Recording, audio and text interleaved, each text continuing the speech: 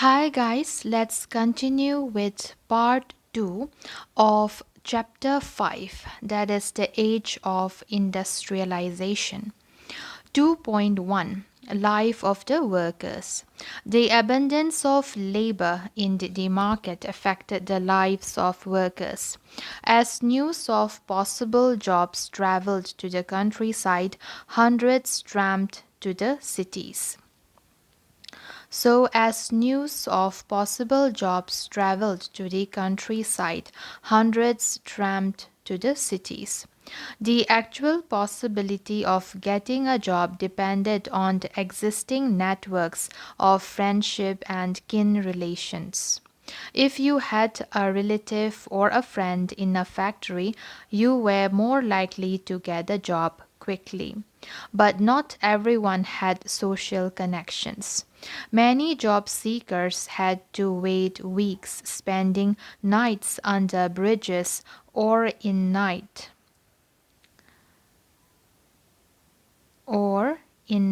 shelters. So they had to spend their night under bridges or in night shelters. So we have a figure here, figure 10. Homeless and Hungry, painting by Samuel Luke Feldes, 1874. This painting shows the homeless in London applying for tickets to stay overnight in a workhouse. These shelters were maintained under the supervision of the Poor Law Commissioners for the destitute, wayfarers, wanderers, and foundling and foundling. Staying in these workhouses was a humiliating experience. Everyone was subjected to a medical examination to see whether they were carrying disease. Their bodies were cleansed and their clothes purified. They had to also do hard labor. Some stayed in night refuges that were set up by private individuals. Others went to the casual wards maintained by the poor law authorities. Seasonality of work in many industries. So there was seasonality of work. So, seasonality of work in many industries meant prolonged periods without work. After the busy season was over, the poor were on the streets again. Some returned to the countryside after the winter when the demand for labor in the rural areas opened up in places. But most looked for odd jobs, which till the mid 19th century were difficult to find. Here we have a figure. These are the spindles. Figure 11, a spinning jenny, a drawing by T.E. Nicholson, 1835. Notice the number of spindles that could be operated with one wheel. Wages increased somewhat in the early 19th century, but they tell us little about the welfare of the workers. The average figures hide the variations between trades and the fluctuations from year to year.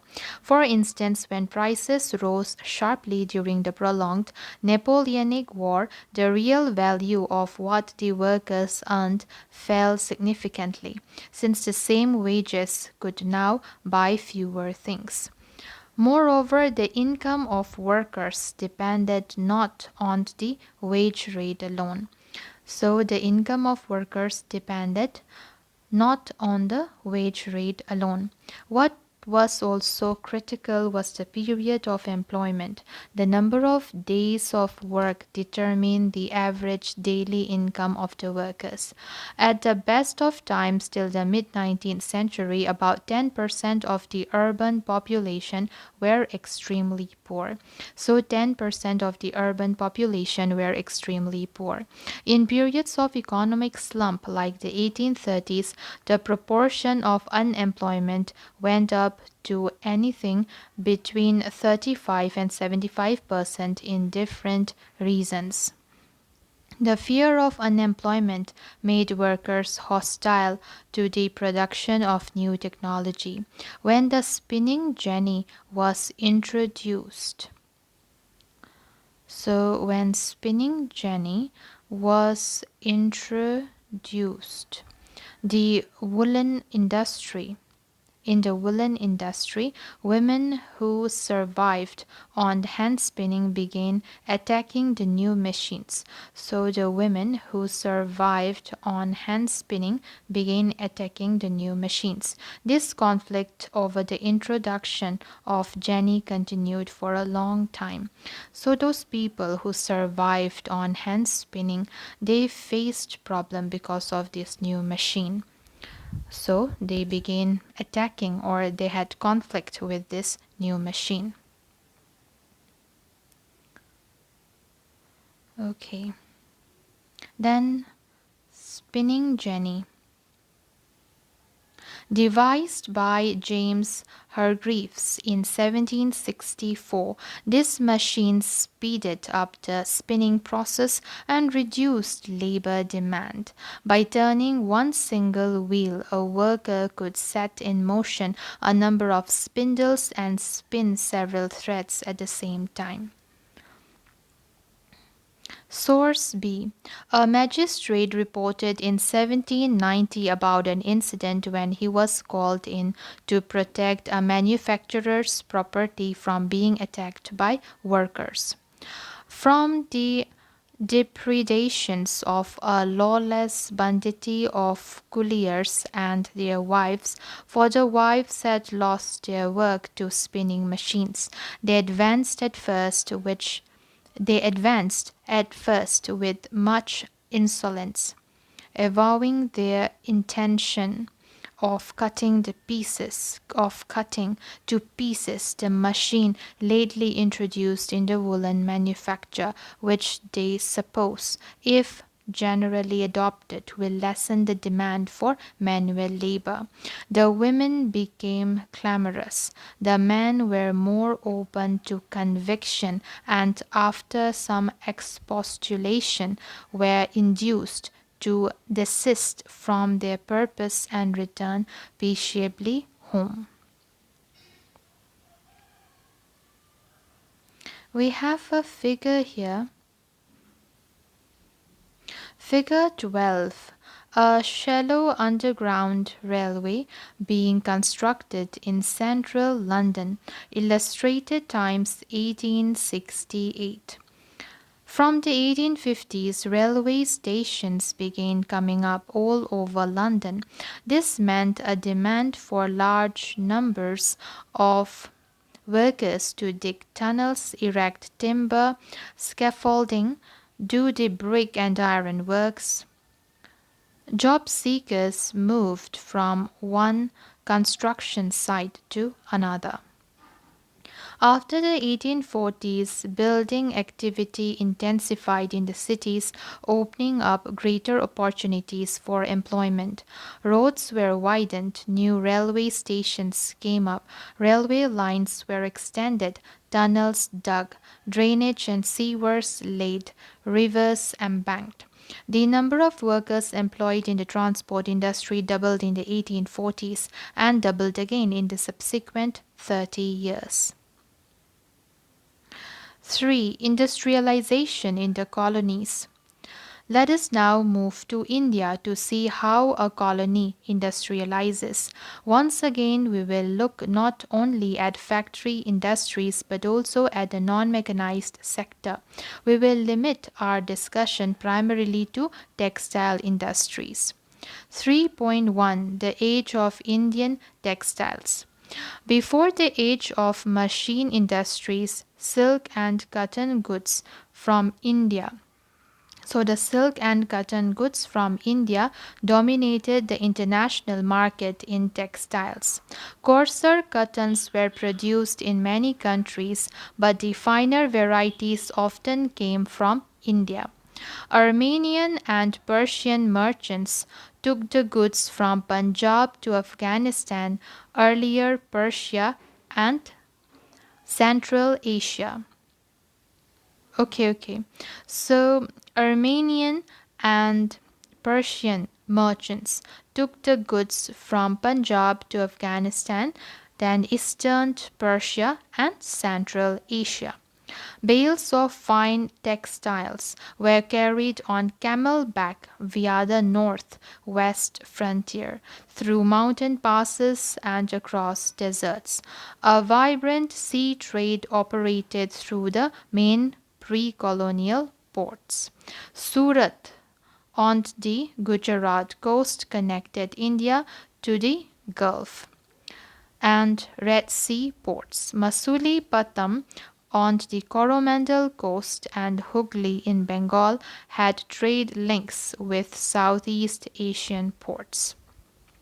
So the Surat on the Gujarat coast connected India to the Gulf and Red Sea ports, and Masulipatam on the Coromandel coast and Hooghly in Bengal had trade links with Southeast Asian ports. A variety of Indian merchants and bankers were involved in this network of export trade, financing production, carrying goods, and supplying exporters. Supply merchants linked the port towns to the inland regions. They gave advances to weavers, procured the woven cloth from weaving villages, and carried the supply to the ports.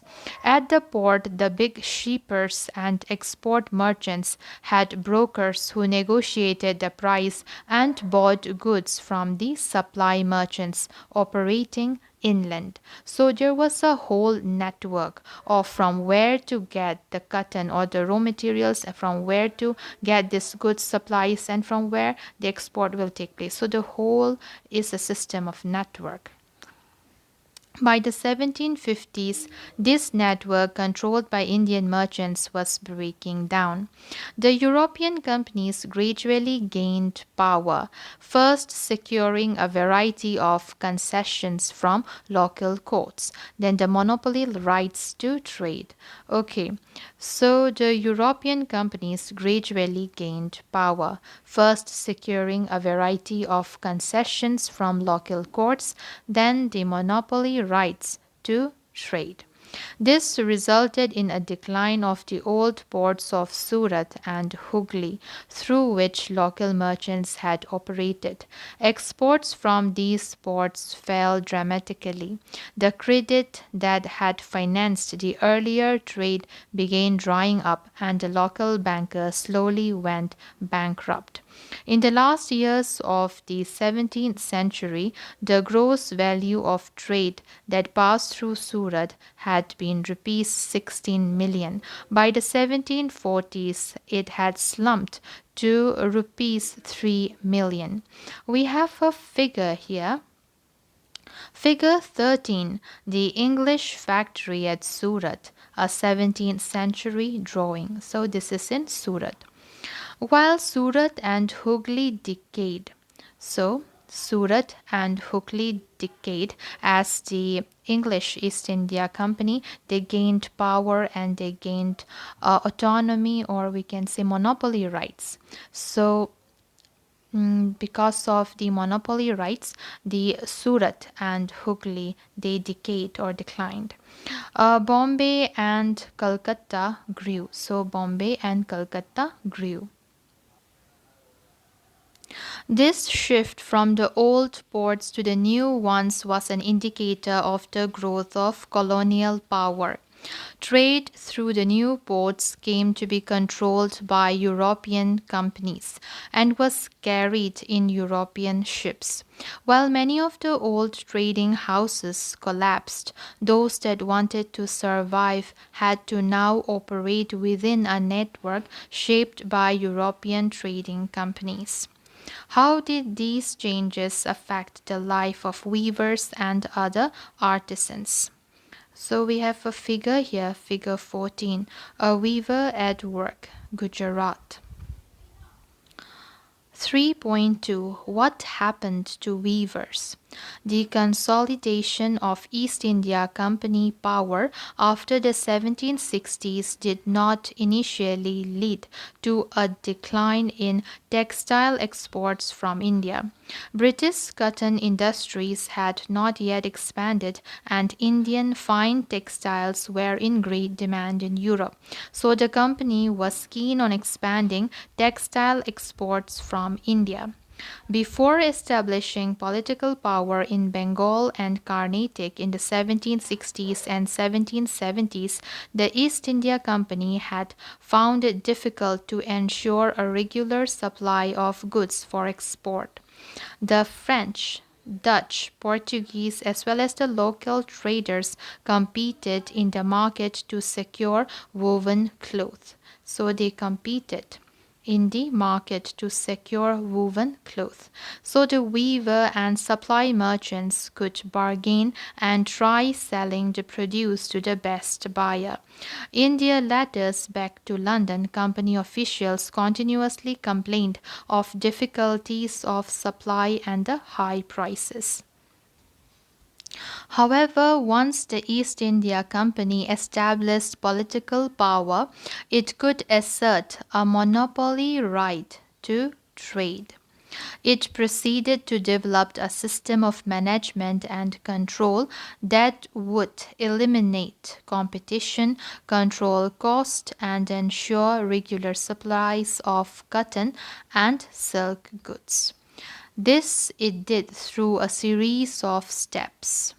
So the first step would be the company tried to eliminate the existing traders and brokers connected with the cloth trade and established a more direct control over the weavers. It appointed a paid servant called the Gomastha to supervise weavers, collect supplies, and examine the quality of cloth. And the next point is it prevented it prevented company weavers from dealing with other buyers. One way of doing this was through the system of advances. Once an order was placed, the weavers were given loans to purchase the raw material for their production. Those who took loans had to hand over the cloth they produced to the Gomastha. They could not take it to any other trader. As loans flowed in and the demand for fine textiles expanded, weavers eagerly took the advances, hoping to earn more. Many weavers had small plots of land which they had earlier cultivated along with weaving, and the produce from this took care of their family needs. Now they had to lease out the land and devote all their time to weaving. Weaving, in fact, required the labor of the entire family, with children and women all engaged in different stages of the process. Soon, however, in many weaving villages there were reports of clashes between weavers and gomastas. So there were reports of clashes between weavers and gomastas. Earlier supply merchants had very often lived within the weaving villages and had a close relationship with the weavers, looking about their needs and helping them in times of crisis. The new Gomastas were outsiders with no long term social link with the village. They acted arrogantly, marched into villages with sepoys and peons, and punished weavers for delays in supply, after beating and flogging them. The weavers lost the space to bargain for prices and sell to different buyers. The price they received from the company was miserable.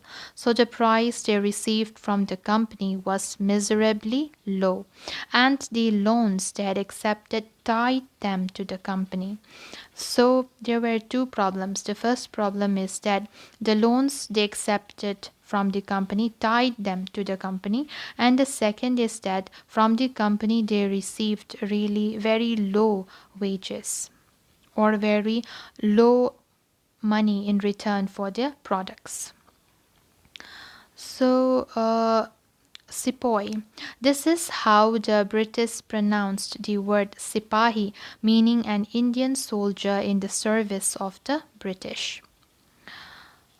In many places in Carnatic and Bengal, weavers deserted villages and migrated, setting up looms in other villages where they had some family relation. Elsewhere, weavers, along with the village traders, revolted, opposing the company and its officials. Over time, many weavers began refusing loans, closing down their workshops, and taking to agricultural labor. By the turn of the 19th century, cotton weavers faced a new set of problems. 3.3 Manchester comes to India. In 1772, Henry Patullo, a company official, had ventured to say that the demand for Indian textiles could never reduce, since no other nation produced goods of the same quality. Yet by the beginning of the 19th century, we see the beginning of a long decline of textile exports from India. In 1811 to 12, piece goods accounted for 33% of India's exports. By 1850 to 51, it was no more than 3%.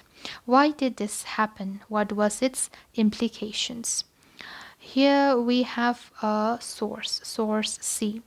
The Commissioner of Patna wrote, "It appears that 20 years ago a brisk trade was carried on in the manufacture of cloth at Jahanabad and Behar, which has in the former place entirely ceased, while in the latter the amount of manufacture is very limited, in consequence of the cheap and durable goods from Manchester with which the native manufacturers are unable to compete." Source D.